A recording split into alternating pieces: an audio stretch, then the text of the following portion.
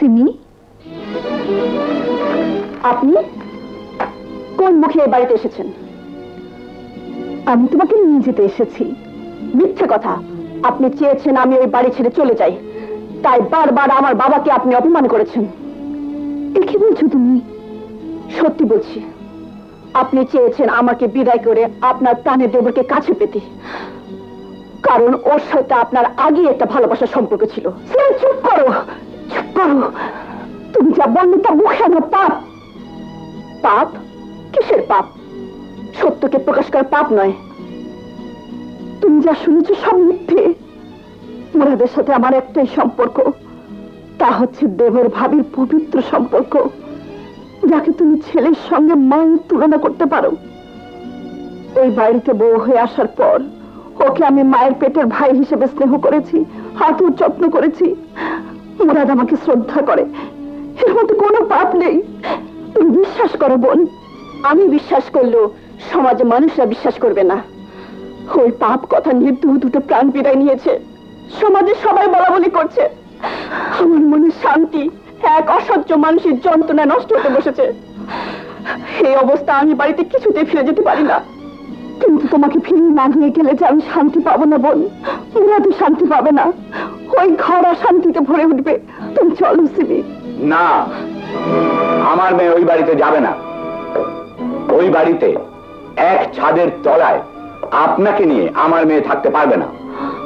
এ কি বলছেন আপনি? ঠিকই বলছি। আপনি যদি ওই বাড়ি ছেড়ে চলে যান তবেই আমার মেয়ে ওই বাড়িতে ফিরে যেতে পারে। বুঝতে পেরেছেন আমি কি বলছি?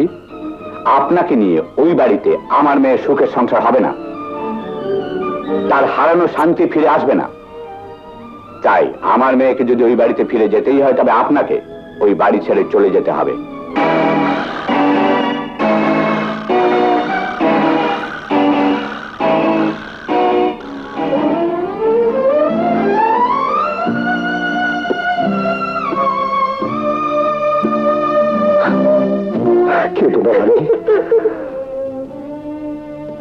আর বিদায় মুহূর্তে তোমার একটা আদেশ করে যাচ্ছে, তুমি চিরদিন মুরাদ ও সিমিকে দেখবে। ওদের সুখের জন্য তুমি নিজের সুখকে বিসর্জন দেবে। নিজের শরীরের শেষ রক্তবিন্দু দিয়ে হলো তুমি ওদেরকে সুখ শান্তিতে রাখবে। ঠিক আছে, আপনার কথাই আমি রাখবো। আমি ওই বাড়ি ছেড়ে চলে যাবো। কিন্তু এ কথা যদি মুরাদ জানতে পারে যে আমি আপনাকে বলেছি তাহলে আবার অশান্তির সৃষ্টি হবে। না না, এ কথা কেউ জানতে পারবে না, কেউ জানতে পারবে না। বোন, এবার তুমি বাড়ি ফিরে চলো বোন। তুমি চলে আসার পর থেকে আমাদের জীবনের শান্তি নষ্ট হয়ে গেছে। আমি কথা দিচ্ছি তুমি বাড়ি ফিরে আর আমার দেখা পাবে না। খোদা হাফেজ বোন, খোদা হাফেজ। বাবা, কি করলে তুমি?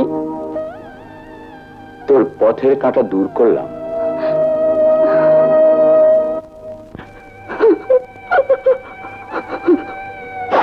মা, তুমি কাঁদছো কেন?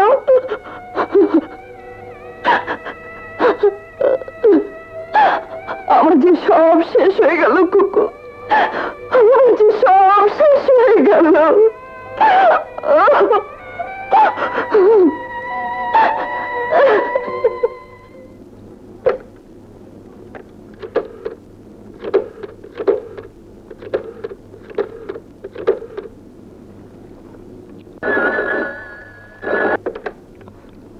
হ্যালো। হ্যালো, আমি সিমি। বলো, কি বলবে? তুমি রাগ করেছো মুরাদ? না। তবে অমন করে কথা বলছো কেন? কাজ করছি তাই। শোনো, আর কাজ করতে হবে না, আমি বাড়ি ফিরে যাব। সত্যি তুমি বাড়ি ফিরে আসবে? হ্যাঁ গো হ্যাঁ, তুমি জলদি এসো, আমি ফিরে যাব। আমি আমি এক্ষুনি আসছি। আরে ভাবি, ভাবি, আরে বাজনা বাজাও। আর হয় না, সিমিকে ফিরে নিয়ে এসেছি। খুকু জলদি আয়। আরে দেখ তো, চাচি ফিরে এসেছে। ওইসব গেল কোথায়? ভাবি, খুকু, চলো তো ভেতরে দেখি।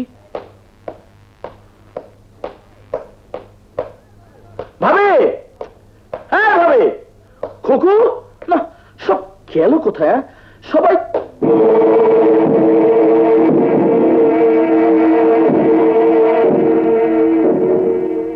ভাই মুরাদ, আমি চলে গেলাম। কোথায় গেলাম, কেন গেলাম, এসব প্রশ্নের জবাব আমার কাছে নেই। আমাকে খোঁজার চেষ্টা করো না। সিমিকে নিয়ে সুখী শান্তিতে থেকো। আমি যেখানেই থাকি না কেন, তোমরা ভালো থাকলেই আমি মনে শান্তি পাবো। আর আল্লাহকে ভরসা করে বাকি জীবনটা কাটিয়ে দেব। হিতি, তোমার ভাবি। না না, এ হতে পারে না, এ হতে পারে না, কিছুতেই পারে না। কি হয়েছে? সুমি, ভাবি আমাদের ছেড়ে চলে গেছে। আমি হতে দেব না। যেমন করে হোক, যেখান থেকে হোক, ভাবিকে আমি খুঁজে বের করবোই। মুরাদ,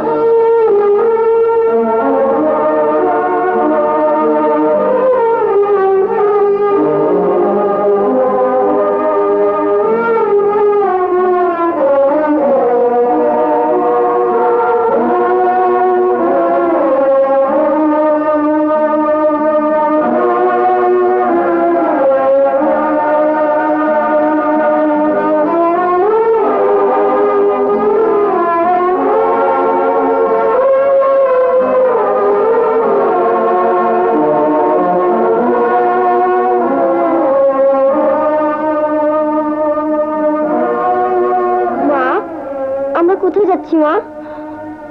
জানি না মা, আজই হাঁটতে পারছি না। চল ওখানে কি বসি। চলো।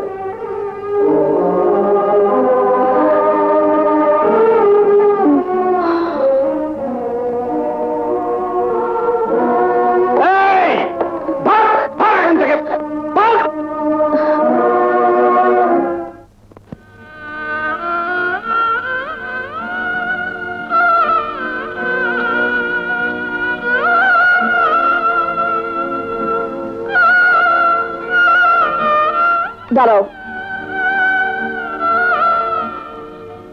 তুমি কি ভাবছো তোমার ভাবি চলে যাওয়ার জন্য আমি দায়ী? জানি না কে দায়ী, তবে এইটুকু শুধু বলবো, সে শুধু ভাবি যাওয়ার জন্য দায়ী নয়, আমার মনে শান্তি নষ্ট করার জন্য দায়ী।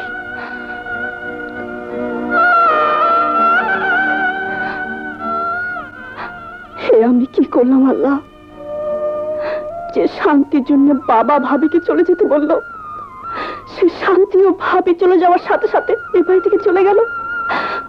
ভাবি, তুমি এখন কোথায়?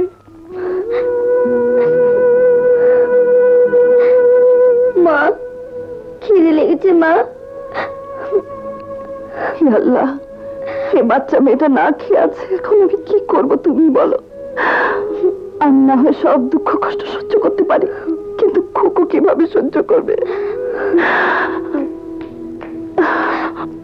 কে তোমরা?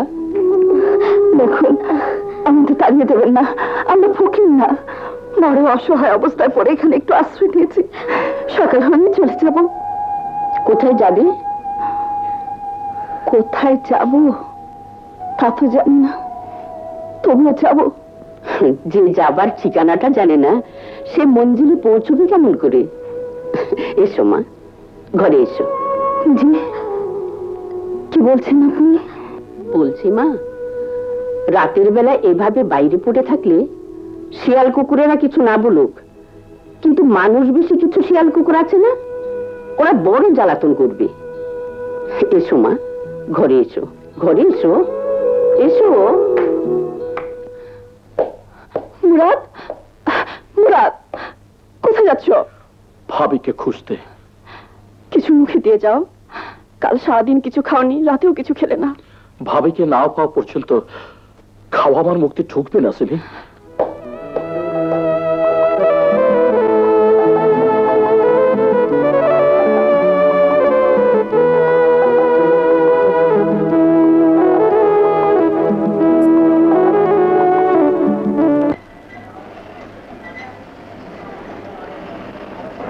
এসো।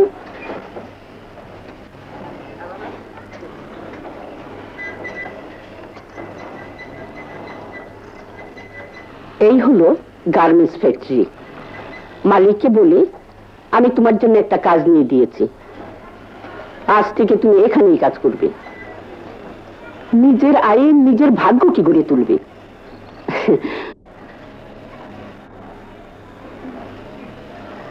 সেলাই যখন জানো তাহলে শুরু করো কাজ। হ্যাঁ, এইভাবে ধরো, এইখান থেকে। হ্যাঁ,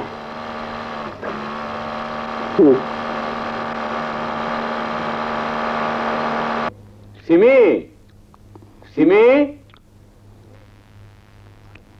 মা সিমি। বাবা, কেমন আছো তুমি? আমি তো ভালো আছি, কিন্তু তোর চিন্তায়। আমার আবার কি হলো? আমার কাছে লুকিয়ে লাভ নেই, আমি সব শুনেছি, সব জানি।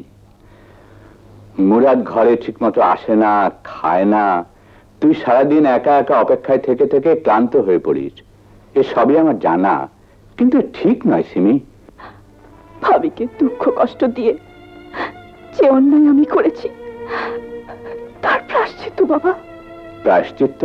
না না, পরকে খুশি করার জন্য নিজেকে শেষ করে দেওয়ার মতো প্রায়শ্চিত্তের কোনো দরকার নেই। মুরাদ, কি অবস্থা হয়েছে তোমার? না না, this is bad. Yes, bad, খারাপ। আমি বুঝতে পারছি ভাবির আর খুকুর স্মৃতির যন্ত্রণা আমাকে পাগল করে দিচ্ছে, আমার মনের সুখকে তিলে তিলে নষ্ট করে দিচ্ছে। But what can I do? আমি কি করতে পারি বলুন বাবা? আমি কি করে ভুলে থাকবো ভাবিকে? যে ভাবি এই যেখানে যেখানে আপনি বসেছিলেন, এখানে বসে কতদিন আমাকে আদর করে ভাত খাইয়ে দিয়েছে। এই যে জামাটা পরেছি, এই যে মাঝখানের বোতামটা আমার ভাবির হাতের সেলাই, এই যে বাড়ি, এই বাড়ির প্রতিটি স্থানে আমার মায়ের মতো ভাবির স্মৃতি জড়িয়ে আছে। আর খুকু যে দুরন্ত চঞ্চল হয়ে সারাদিন ছুটে বেড়াতো এই বাড়িতে, সেই খুকু কোথায় বলতে পারেন? বাড়ি থেকে ফিরলে চাচ্ছু বলে ছুটে এসে লাফিয়ে পড়তো আমার বুকে। সেই খুকুর স্মৃতি আমার মন থেকে কেমন করে তারা বলতে পারেন বাবা? বলতে পারেন? তুমি একটু শান্ত হও, শান্ত হও। বি কোয়াইট মাই বয়। আমি বলি কি, এই বাড়ি ছেড়ে তোমরা কয়েকদিন আমার বাড়িতে গিয়ে থাকো, মনটা হালকা হলে আবার চলে এসো। সিমি মা হতে যাচ্ছে, এই অবস্থায় কোন রকম টেনশনে থাকলে যে কোনো একটা অঘটন ঘটে যেতে পারে। স্বামী হিসেবে ওকে দুশ্চিন্তা মুক্ত রাখা হতো তোমার একটা দায়িত্ব বাবা। তোমার চিন্তায় চিন্তায় ওরও নার্ভাস ব্রেকডাউন হতে বসেছে। চলো বাবা, আবার যখন মন চাইবে চলে এসো। ইয়েস মাই বয়। ঠিক আছে, যাবো, তবে আর ফিরে আসবো না। এই স্মৃতির যন্ত্রণার মধ্যে থেকে কোনো লাভ হবে না, মনকে শুধু পোড়ানো ছাড়া। সবকিছু যেখানে যেমন আছে তেমনি রেখে আমরা চলে যাব। শুধু ভাই আর কবরের কাছে গিয়ে আমাকে একবার মাপ চাইতে হবে, মাপ চাইতে হবে।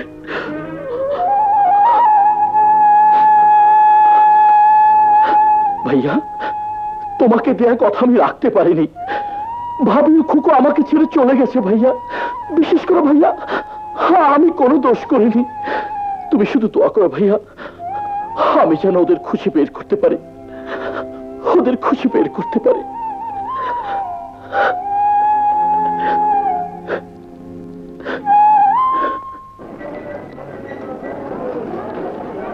কেমন আছো মা?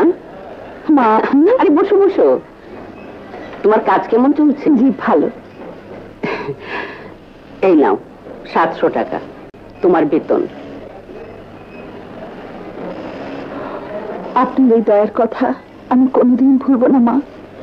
দয়া তো নয়, এটা হলো তোমার পরিশ্রমের ফসল।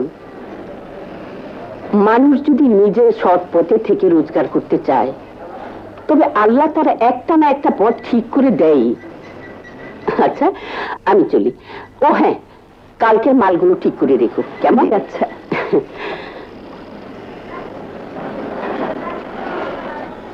আল্লাহ, তুমি আমার বিপদে মুখ তুলে চেয়েছো, তোমার কাছে হাজার হাজার শুকর। তুমি সিমরাতকে সুখে রেখো, শান্তিতে রেখো।